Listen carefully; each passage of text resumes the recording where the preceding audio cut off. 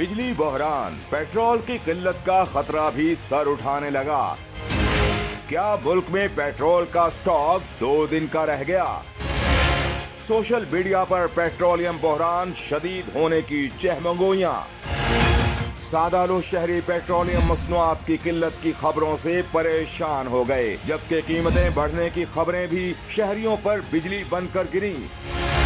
देखते ही देखते petrol pumps पर शहरियों की कतारें लग गईं। लोगों ने मोटरसाइकिलों और गाड़ियों के टैंक फुल करा लिए।